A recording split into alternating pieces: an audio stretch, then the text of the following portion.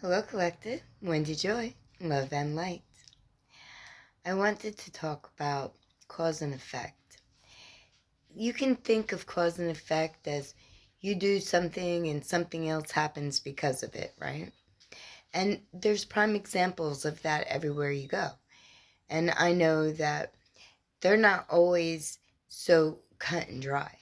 And usually, when you do one thing consciously and it affects another thing and it happens simultaneously or as a result of, right, that could very much lead into a pattern of other causes and effects that are tied into or linked together because of. And that stream could be so innocent or it could be so um, tumultuous depending upon your perception and how you want to view it, right? And yes, there are things that, you could intentionally do in order to make something better, and the end result is enlightenment that leads to more direction in a forward motion in a project that has become a little bit more involved or intense. And I can simply explain that where many people would say, oh, yeah, well, I get that, right? So I had an issue that I needed to take care of.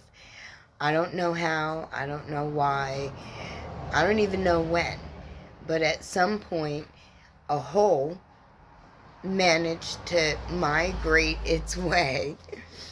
I guess it got loose because of elements and stuff. But on my foundation wall, there was an opening. There was a discrepancy. It needed to be repaired. So when I started to look to see where the hole was on the outside of my house, right, because they seen it on the inside, I couldn't find it. So I went on a search. And in that search, I have a bed of ivy and stuff that grows alongside my house. So I started moving it. And when I started moving it, I noticed the effect of the cause, right, of trying to find where the hole was in the foundation wall, was that I learned that the ivy that I thought was growing from the ground all around the side of my house really traveled there. That it's cement. That I have a cement walkway going down a portion of the side of my house. I never knew it was there. Imagine that. I've lived here for quite a while and I've never known that that was traveling ivy and not coming from the ground. Okay, right? Which led me to what? Clear it all away. And when I led to see, what was actually there, it alerted me that I could intentionally stand there without having to fear where my feet are and be able to reach my hedges, which are very much near. So, like, another effect. So, see how the cause and effect leads to other revelations, so to speak.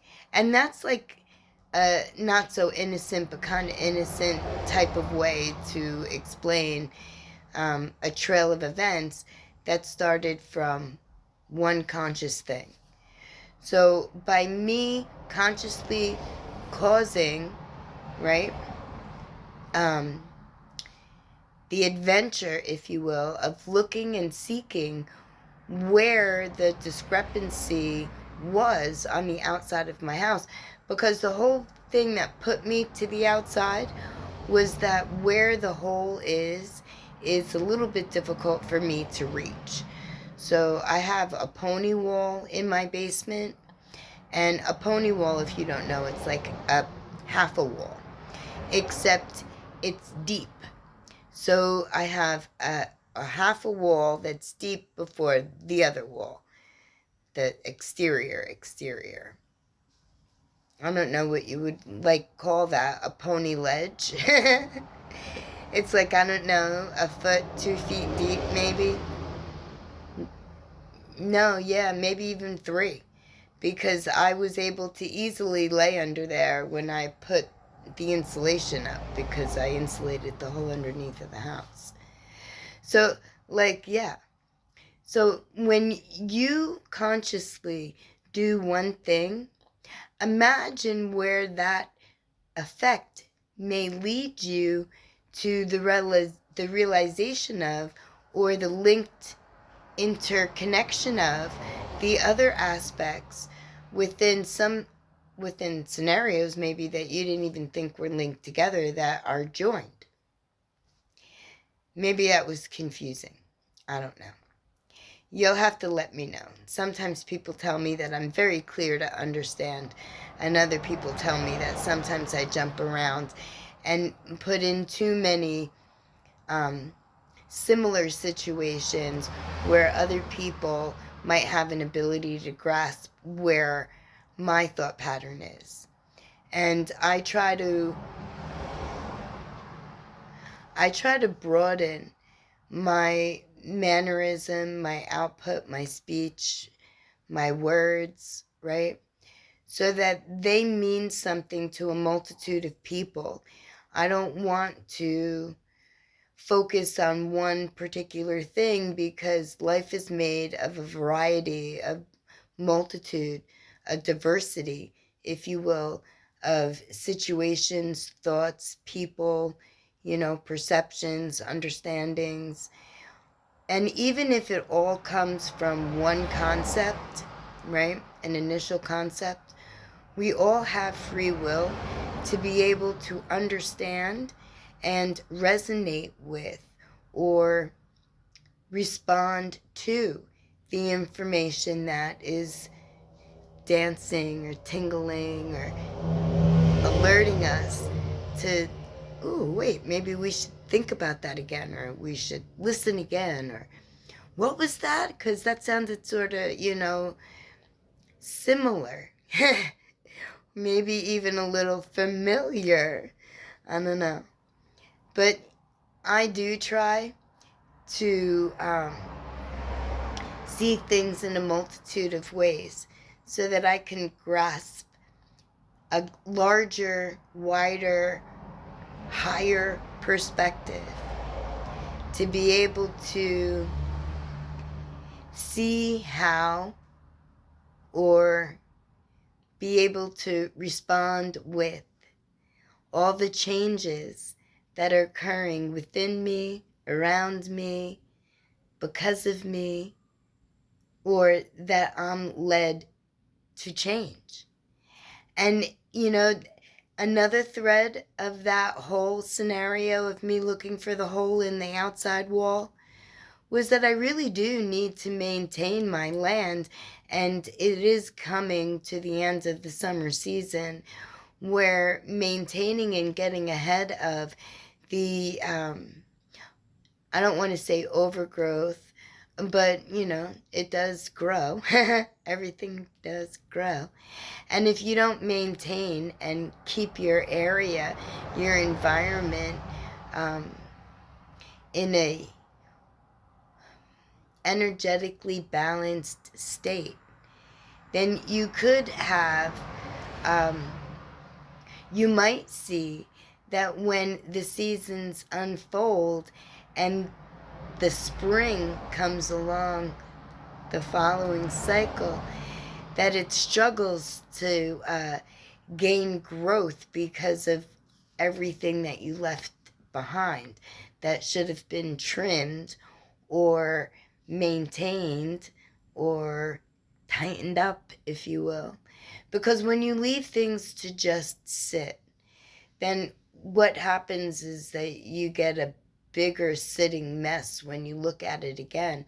And don't think that you won't look at it again, because part of cycles is coming back around. So whether it's a physical thing, or a mental thing, or a spiritual thing, or an emotional thing, whatever thing that you want to use my story to incorporate into your reality through the cause and effect of what you choose to do and how you choose to do it, and what and what may occur because of your clear intent and your desire to uncover, what it is that you're seeking to learn from. And we're all learning from something. Even if you're looking for a hole in a foundation wall, or you're looking for the hole in your foundation wall. However you want to consider this metaphor, whether it's a physical, a thought thing, like a mind thing, a perception thing, anything that you choose to dwell upon that's positive and pure and will lead you to enlightenment and wisdom, knowledge, inner growth, inner development. That's always a great place to start. Start your journey there. Don't get stuck in one particular place. Just keep migrating forward, understanding that the value and the lessons, that they're not there to hurt you, to harm you, that they're there to teach you. They're there to provide to you the warmth and the love, and allow the self-compassion and the self-forgiveness, because we all find ourselves at one point in a space that, we didn't intend on being. But this is our chance to create more than an ability, but to make motion and movement toward fixing the cracks in our foundation, to keep our structure sturdy, because we are the structure. Our mind is, our perception, our third eye, that's our foundation. So don't think that you're closing up your imagination, because you're not. You're strengthening it. I can't wait to hear your stories, whether they are metaphoric or physical, because I am strengthening all of my structure in every aspect of me, and I am doing it all at one time. So I am balanced in my day and spend some time in every part of me, and then at the end of the day, I pull all my pieces together and we stand and we gain the strength and the stability by having a firmer foundation, because I took the time to check, to see, to fix, to secure, to maintain, to provide security, because this is my house. Whether it's my house or my temple, it's up to me to make sure that it stands strong. It's up to you to make sure that your temple, your structure, your environment stands the test of time to support you and your endeavors and everything that's waiting for you to uncover on your path of awareness and ascension. Reach out. Let me know if you need encouragement, if you'd like to share your love, if you would like to join a community where there is no judgment and there is no ridicule and there's unity and interconnectivity. Support me, support the channel, support a place and a space where like-minded individuals have the ability for forward, positive, loving, upward motion, where encouragement is always found. And send it. Help me send it all around. Hit that like button. YouTube algorithm yells at me and says that I should do something different. But I'm not going to do anything different. I'm going to be consistent. And I'm going to tell you that you are worth it. That I am worth it. That love and light and interconnectivity and energy and humanity and uplifting each other through compassion and heartfelt spaces, looking at life in a higher perception, knowing that there's so much to offer that we've not yet even uncovered, that's needed in the table, in the game of life. That's what I'm here to do. And I have not yet faltered. I have been playing this role all of my life. And now, the divine is encouraging me. Now I have the ability to share and spread my light as far as you will allow me to travel, and I need everyone. So subscribe, hit that like button, share my video, help YouTube algorithm see the value in love and light and spread it across the globe. Wherever you may be, my interconnected brother and sister, I love you. I'm so proud of you. And I cannot wait to be a part of your cause and your effects and what it is that you've learned and how it is that you've grown and what other links that you've come across that, remind you how small but yet how vast this whole universe actually is. I love you. I really do. Blessed be.